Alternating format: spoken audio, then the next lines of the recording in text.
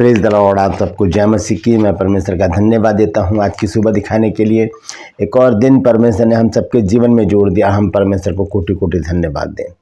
एक नया संदेश लेकर मैं आपका दोस्त पास्टर राज मसीह आपके सम्मुख उपस्थित हूं और आप देख रहे हैं मेरा यूट्यूब चैनल जिसका नाम है ब्रदर राज मसीह। मैं आपसे गुजारिश करता हूं मेरे इस चैनल को सब्सक्राइब कीजिए, बेल आइकन को दबाइए ताकि नोटिफिकेशन आपके पास पहुंचे। नया वीडियो, नई जानकारी बिना व्यवधान बिना रुकावट आपके पास पहुंच जाए। मेरे वीडियोस को लाइक कीजिए और शेयर कीजिए और कमेंट्स बॉक्स में आकर मुझसे ज़रूर बातचीत कीजिए।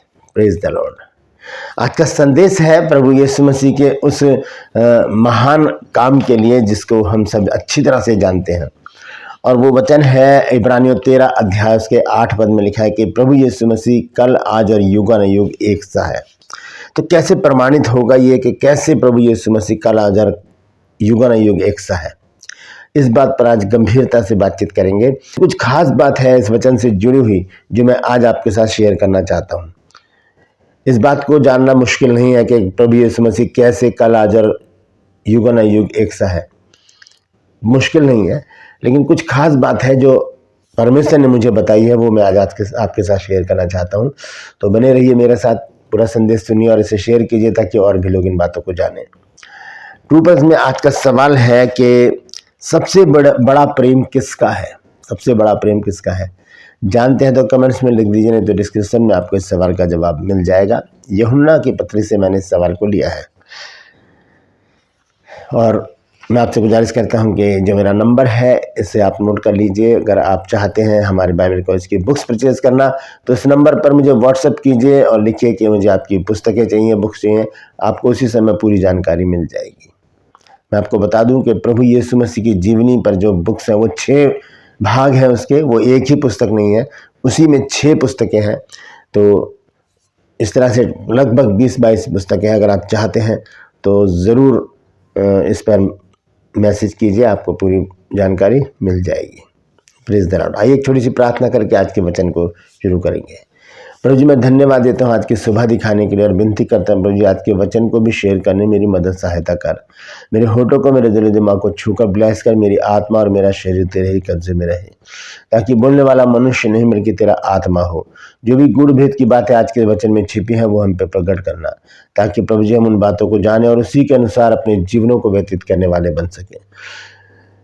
जितने भी लोग इस वचन को देख रहे हैं, सुन रहे हैं, उन सब पर मैं तेरी आशीष बोलता हूँ प्रभु जी। हर एक को आशीषित कर। हर एक की रोग, बीमारी, चिंता, परेशानियां, दुख, तकलीफें, लड़ाई झगड़े, मनमुटाव, बांझपन, कर्जा, नशा, बेरोजगारी, कमी घटिया, बुरी बीमारी, तलाक की समस्याएं और प्रभु जी दुष्ट आत्माएं हर एक घर से दूर कर दे प्रभु। जो लोग खो गए हैं उन्हें प्रभु जी उनके घरों तक पहुंचा, ताकि उन घरों में आनंद मनाया जाए।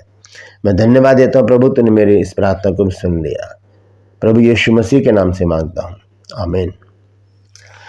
Praise the Lord. तो आइए आज के संदेश को शुरू करेंगे। संदेश है कि यीशु मसीह कैसे कल आज और युगानुयुग एक से हैं। सबसे पहला वचन हम उसी को देखेंगे, इब्रानियों की पत्री उसका 13 अध्याय और उसका 8 पद हम जब पढ़ेंगे तो देखिए वहां पर इस बात का जिक्र किया गया है संत पौलुस के द्वारा। लिखा है, यीशु मसीह कल और आज और युगानुयुग एक सा है। कल मतलब बीता हुआ कल, आज यानी कि वर्तमान, और युगानुयुग यानी कि भविष्य। कल, आज और कल यीशु मसीह एक सा है, वो कभी भी नहीं बदलता, कभी नहीं बदलता, वो एक सा ही है। और इसी बात को हम पुराना नियम में भी देखते हैं। जब हम मलाकी की पुस्तक पढ़ते हैं उसका 3 अध्याय और उसका 6 पद जब हम पढ़ते हैं तो देखिए यहाँ पर लिखा है, क्योंकि मैं यहोवा बदलता नहीं, इसी कारण हे याकूब की संतान तुम नाश नहीं हुए। परमेश्वर कभी नहीं बदलता, लेकिन वो चाहता है कि जो उसके लोग हैं, जो उससे प्रेम करते हैं, जो जिनकी रचना उसने की है और जिनको उसने बनाया है अपने हाथों से, वो बदलें, उनमें बदलाव आए। क्योंकि बदलाव जो है वो प्रकृति का नियम है, वो प्रकृति का नियम है। सर्दियाँ चल रही हैं, थोड़े दिनों बाद फिर बसंत आएगा, उसके बाद गर्मियाँ आ जाएंगी, फिर बरसात आएंगी, फिर सर्दियाँ आ जाएंगी। तो एक चक्र चलता रहता है। ये एक प्रकृति का नियम है, बदलाव।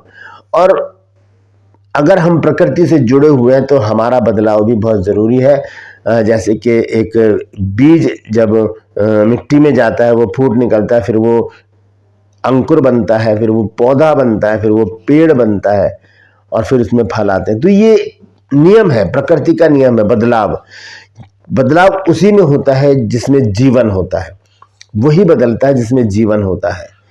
एक बीज अगर किसी, आपने देखा होगा बहुत सारे मकान में पेड़ का पौधा फूट जाता है, फिर वो दीवार को फाड़ कर बाहर निकलता है। दीवार में तो जान नहीं है, जीवन नहीं है, लेकिन उस पेड़ में जीवन है और उसको वो फाड़ देता है। और अगर हमारे अंदर जीवन है तो हमारे अंदर भी बदलाव बहुत जरूरी है, परिवर्तन हमारे लिए बहुत जरूरी है। लेकिन परमेश्वर कभी नहीं बदलता। अगर वो बदल जाए, अगर वो अपनी आदत बदल दे, अपना स्वभाव बदल दे, अपना चरित्र बदल दे, तब हमारा कहीं पर भी कोई हमारा कहीं पर भी कोई बचाव नहीं है। अब यहां पर इस वचन को हम देखेंगे, लिखा है आज कल और युगानुयुग, कल आज और कल, युगानुयुग, कल आज और कल, बीता हुआ कल, वर्तमान और भविष्य, कल आज और युगानुयुग प्रभु मसीह एक सा है, प्रभु यीशु मसीह एक से है, वो कभी नहीं बदलते। इसको विस्तार से अगर हम जानना चाहते हैं तो हम देखेंगे नीति वचन 27 अध्याय और उसके 10 पद को।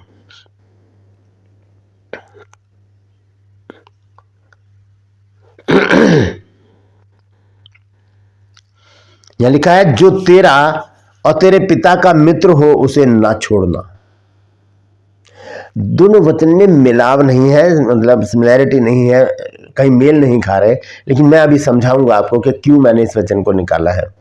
लिखा है जो तेरा और तेरे पिता का भी मित्र हो उसे ना छोड़ना, और आगे लिखा है और अपनी विपत्ति के दिन अपने भाई के घर ना जाना, क्योंकि प्रेम करने वाला पड़ोसी दूर रहने वाले भाई से कहीं उत्तम है। ये तो कर अलग बात है, लेकिन मैं ऊपर का हिस्सा लूंगा। लिखा जो तेरा और तेरे पिता का भी मित्र हो उसे ना छोड़ना। अब कौन है वो मित्र? वो है सिर्फ और सिर्फ प्रभु यीशु मसीह, जो मेरे पिता का भी मित्र था, जो मेरा भी मित्र है, जो मेरे बेटे का भी मित्र होगा। तो ये क्या हो गया? कल, आज और कल। कल कौन? मेरे पिताजी।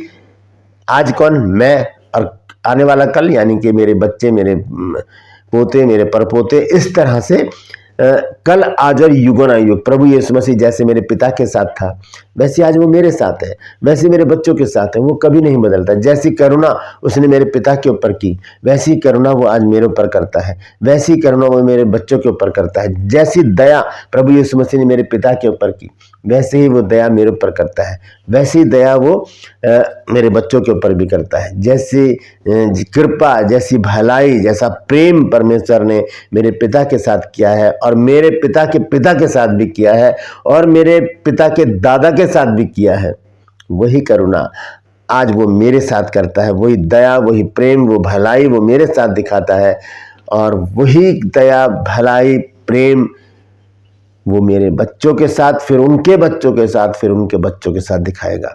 ये एक चक्र है, ये चलता रहता है, क्योंकि परमेश्वर ना कभी बदलता है और परमेश्वर अगम्य ज्योति में रहता है। परमेश्वर अनंत है, उसका अंत नहीं है। इसीलिए मनुष्य आते हैं, चले जाते हैं। मेरे दादा परदादा आए, चले गए, मेरे पिताजी आए, वो चले गए। मैं हूँ, आज परमेश्वर मेरे साथ है, कल मैं भी चला जाऊंगा। फिर मेरे बच्चे हैं, उनके साथ परमेश्वर है। तो एक इस बात की सच्चाई है कि सच में यीशु मसीह एक सा है, कल, आज और युगानुयुग एक सा नहीं बदलता। वो अपनी दया जैसे मेरे पिता के ऊपर करता था वैसे आज वो मेरे ऊपर करता है। जो आशीषें उसने मेरे पिता को दी वो आशीषें मेरे लिए भी हैं, मेरे बच्चों के लिए भी हैं। जो उद्धार उसने मेरे पिता का किया था वही उद्धार मेरे लिए भी है, मेरे बच्चों के लिए भी है। इसी तरह से हम देखते हैं भजन संहिता 100 अध्याय और उसका 4 और 5 पद। देखिए यहां पर क्या लिखा है। भजन संहिता 100 अध्याय लिखा है, उसके फाटकों से धन्यवाद और उसके आंगनों में स्तुति करते हुए प्रवेश करो। उसका धन्यवाद करो और उसके नाम को धन्य कहो। कौन कहे? पूरा परिवार, मेरे पिताजी, मैं, मेरे बच्चे, सब लोग परमेश्वर को धन्य कहे। क्यों? 5 पद में इसका जवाब है, क्योंकि यहोवा भला है, उसकी करुणा सदा के लिए और उसकी सच्चाई पीढ़ी से पीढ़ी तक बनी रहती है। पीढ़ी से पीढ़ी तक उसकी सच्चाई जो है वो बनी रहती है। इसलिए परमेश्वर कभी नहीं बदलता।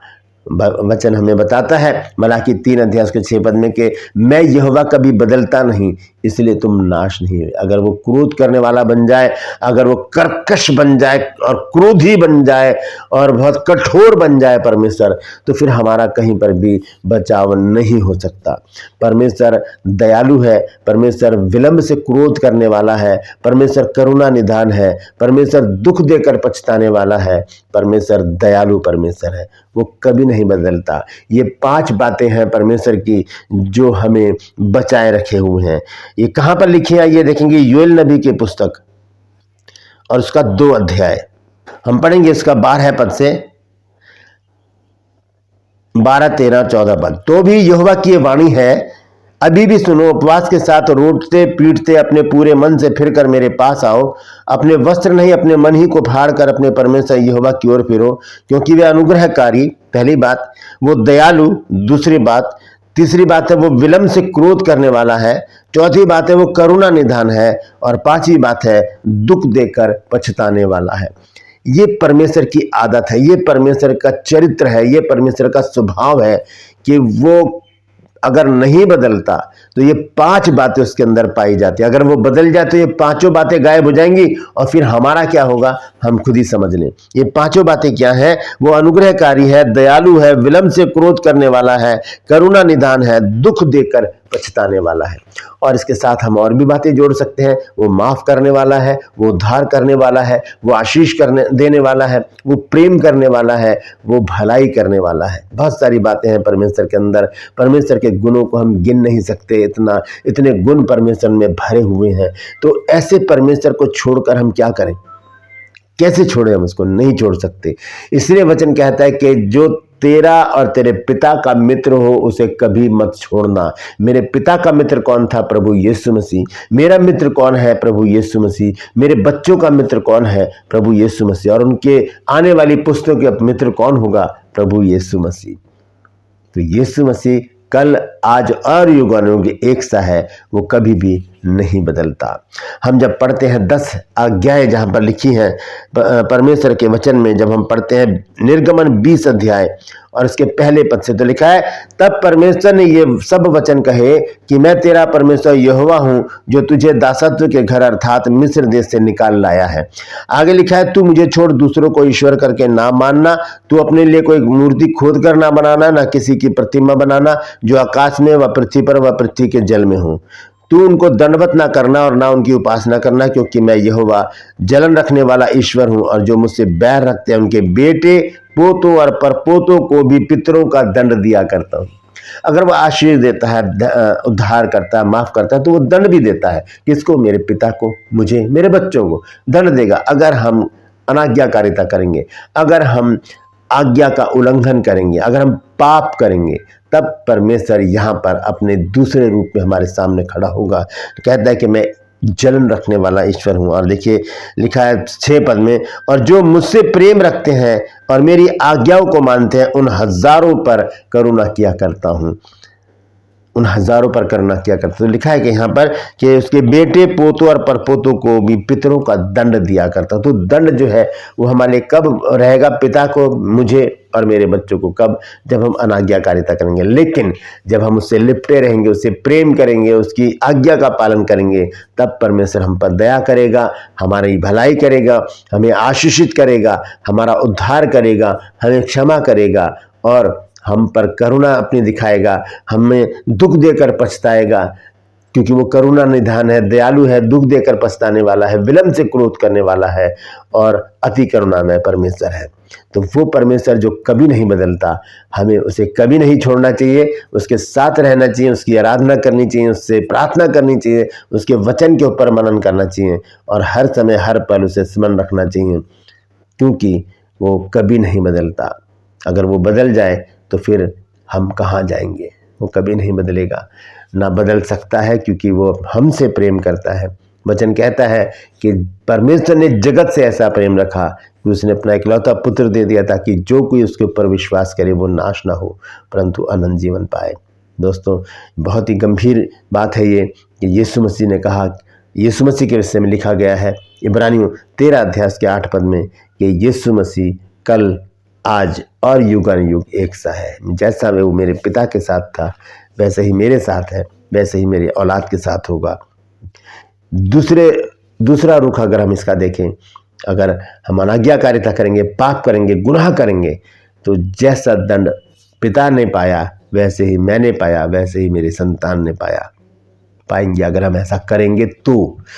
लेकिन अगर हम परमेश्वर से लिपटे रहेंगे, उसकी संगति में रहेंगे, उससे प्रेम करेंगे, तो वो भी हमें प्रेम करेगा, अपना दया भरा हाथ हम पर बनाकर रखेगा, आशीषित करेगा, और हमारे लिए वो कभी भी बदलेगा नहीं, हमारे साथ रहकर हमारे साथ खड़ा रहेगा और हमारी अगुवाई करेगा। Praise the Lord. परमेश्वर इन वचनों के द्वारा हम सबको आशीष दे। यदि आज आपने कुछ नया सीखा है तो कमेंट्स में जरूर लिखिए और बताइए कि आपने आज क्या नया सीखा है। Praise the Lord. True pulse में आज का सवाल है कि सबसे बड़ा प्रेम किसका है? जानते हैं तो कमेंट्स में लिख दीजिए, नहीं तो डिस्क्रिप्शन में आपको इस सवाल का जवाब मिल जाएगा। ये मेरा नंबर है और इस नंबर पर आप व्हाट्सएप मैसेज करके या SMS करके लिख सकते हैं कि आपको हमारी बुक्स चाहिए, आप उन्हें परचेज करना चाहते हैं तो जरूर लिखिए, आपको पूरी जानकारी उसी समय दी जाएगी। Praise the Lord. आपसे गुजारिश करता हूं मेरे इन चैनल्स को सब्सक्राइब कीजिए, बेल आइकन को दबाइए ताकि नोटिफिकेशन आपके पास पहुंचे, नया वीडियो, नई जानकारी बिना व्यवधान, बिना रुकावट के आपके पास पहुंच जाए। मेरे वीडियोस को लाइक कीजिए और शेयर कीजिए और कमेंट्स बॉक्स में आकर मुझसे जरूर बातचीत कीजिए। Praise the Lord. आज के लिए बस इतना ही, फिर मिलूंगा एक नए संदेश के साथ एक नया वीडियो लेकर। तब तक के लिए मुझे इजाजत दीजिए, लेकिन अपना और अपनों का ख्याल रखिए और याद रखिए प्रभु यीशु मसीह कल, आज और युगानुयुग एक सा है, मेरे लिए और आपके लिए भी। Praise the Lord. परमेश्वर आप सबको आशीष दे।